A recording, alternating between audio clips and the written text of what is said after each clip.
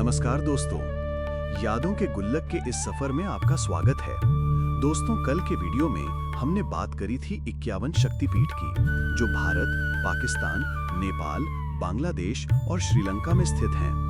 आज हम बात करने जा रहे हैं उन पवित्र धाम की जिन्हें कहा गया है कि सभी हिंदू लोगों को इन धामों में जरूर दर्शन करने के लिए जाना चाहिए, जो हैं 12 ज्योतिर्लिंग जो प्रभु महादेव के पवित्र मंदिर हैं, 4 बड़े धाम जो कि विष्णु धाम भी कहे जाते हैं, 4 छोटे धाम जो देव धाम कहे जाते हैं, 7 पुरियां जो भारत देश के 7 पवित्र स्थान हैं और 7 नदियां जो भारत देश की 7 पवित्र नदियां हैं।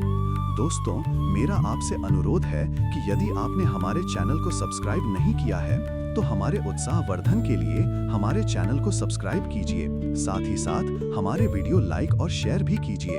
तो दोस्तों, मैं आज के अपने इस वीडियो में आपको बताऊंगा कि ये सभी पवित्र धाम कौन-कौन से हैं और कहां स्थित हैं।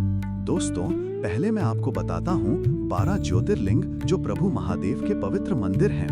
सौराष्ट्रे सोमनाथम च, श्रीशैले मल्लिकार्जुनम, उज्जैन्याम महाकालम, ओमकारम ममलेश्वरम, पर्ल्याम वैद्यनाथम च, डाकिन्याम भीमशंकरम, सेतुबंधेतु रामेशम, नागेशम दारुकावने, वाराणस्याम तु विश्वेशम, त्र्यंबकम गौतमी तटे, हिमालये तु केदारम, कृष्णेशम च शिवालये। एतानि ज्योतिर्लिंगानि सायं प्रातः पठेन नरः, सप्त जन्म कृतं पापम स्मरणेन विनश्यति। तो जैसा आपको इस पावन मंत्र से प्रतीत हुआ होगा, पहला ज्योतिर्लिंग है श्री सोमनाथ ज्योतिर्लिंग। भारत के सबसे प्राचीन और पवित्र 12 ज्योतिर्लिंगों में प्रथम स्थान पर आता है। इसे शिव का आदि ज्योतिर्लिंग भी कहा जाता है। यह मंदिर जटिल नक्काशीदार शहद के रंग का शिव का स्थान माना जाता है। न सिर्फ धार्मिक दृष्टि से बल्कि ऐतिहासिक, सांस्कृतिक और स्थापत्य कला की दृष्टि से भी अत्यंत महत्वपूर्ण है। श्री सोमनाथ ज्योतिर्लिंग प्रभास पाटन, वेरावल, सौराष्ट्र, गुजरात में सरस्वती नदी, जो अब लुप्त मानी जाती है, के निकट है तथा अरब सागर के तट पर स्थित है। सोमनाथ मंदिर का नाम सोम, चंद्रमा के नाम पर पड़ा। इसकी कथा इस प्रकार है।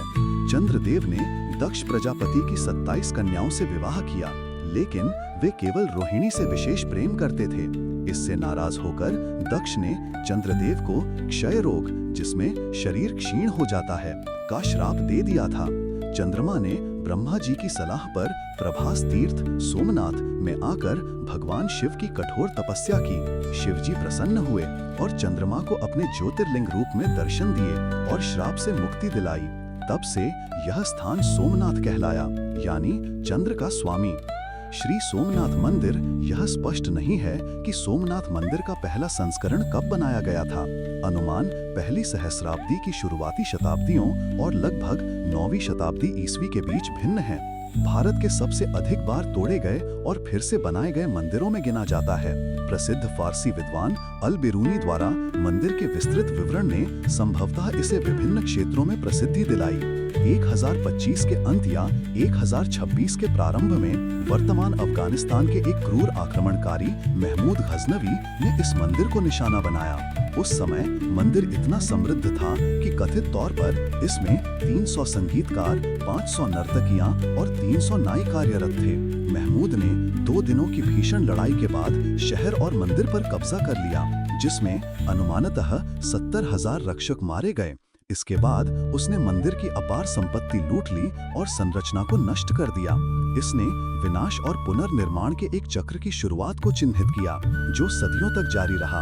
मंदिर को 1297, 1394 और अंततः 1706 में मुगल शासक औरंगजेब के अधीन फिर से नष्ट किया गया। यह मंदिर 17 बार आक्रमणकारियों द्वारा नष्ट किया गया। स्वतंत्रता के बाद 1951 में भारत के पहले गृह मंत्री सरदार वल्लभ भाई पटेल ने इस मंदिर के पुनर्निर्माण की शुरुआत की। निर्माण का कार्य कन्हैया लाल मुंशी की देखरेख में हुआ। 1951 में राष्ट्रपति डॉक्टर राजेंद्र प्रसाद ने इसका उद्घाटन किया। मंदिर चालुक्य शैली में बना है। इसमें अति सुंदर नक्काशी, ऊंचा शिखर और समुद्र की ओर खुला दृश्य है। मुख्य शिखर की ऊंचाई लगभग 50 मीटर है। मंदिर का ध्वज प्रतिदिन 3 बार बदला जाता है। मंदिर के ध्वज की लंबाई 8.2 मीटर होती है। मंदिर अरब सागर के बिल्कुल किनारे पर स्थित है। मंदिर के सामने एक स्तंभ एरो पिलर है जिस पर लिखा है समुद्र से लेकर दक्षिण ध्रुव तक एक भी भूमि नहीं है। यह भारत का अंतिम किनारा है। श्री सोमनाथ ज्योतिर्लिंग पहुंचने के लिए निकटतम रेलवे स्टेशन वेरावल जो कि 5 किलोमीटर की दूरी पर है।